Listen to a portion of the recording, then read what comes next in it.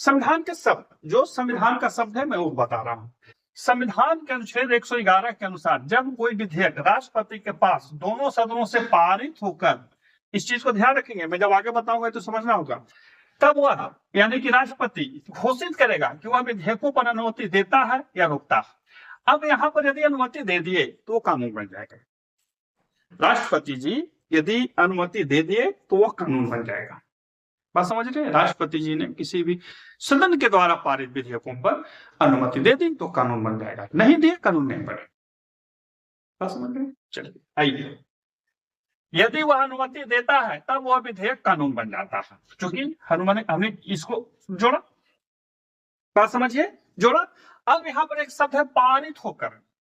यदि कोई ऐसा कानून जो पारित नहीं हुआ या उसमें विधि विधान ठीक से नहीं हुआ या ऐसा कानून बन गया जो मूल अधिकारों को प्रभावित करता है, तब उसको कौन रोकेगा? तो कोई बोलेगा अरे संसद तो कुछ भी कानून बना सकता है, राष्ट्रपति किसी पर भी साइन कर देंगे। नहीं, ऐसा नहीं हो सकता। अब देखिए, इस चीज को हमने अपनी ओर से जोड़ा, इसको ध्यान रखेंगे। इससे संबंधित आर्टिकल आप मैसेज करेंगे।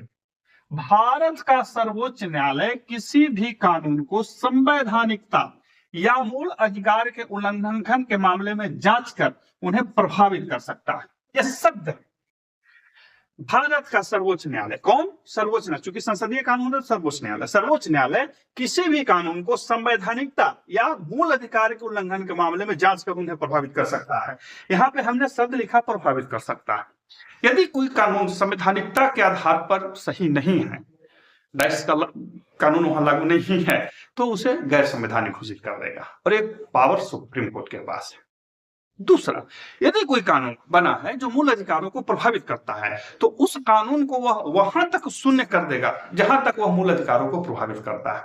इसको ऐसे समझिए कि कोई कानून बना है जिसमें 12 पैरा, 12 लाइन है, उसमें से एक लाइन जो है वो मूल अधिकार को प्रभावित करता है, तो सुप्रीम कोर्ट उस एक लाइन को खत्म कर देगा या उसको डिसेबल कर देगा। भाई नहीं, ये नहीं चलेगा यहाँ पे। तो एक तरह से जैसे हम लोग क्या करते हैं, व्हाइटनर लगा देते हैं, तो सुप्रीम कोर्ट उस पर व्हाइटनर लगा देगा, लेकिन एक ही पैरा पर, सब पर नहीं कुछ करेंगे।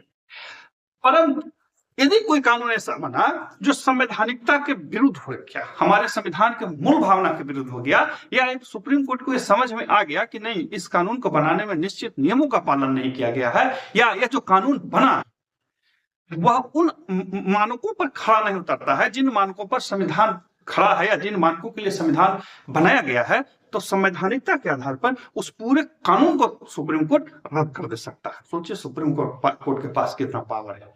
ऐसा ही नहीं पॉलिटिशियन उनसे लड़ते रहते हैं। बात समझ रहे हैं ना?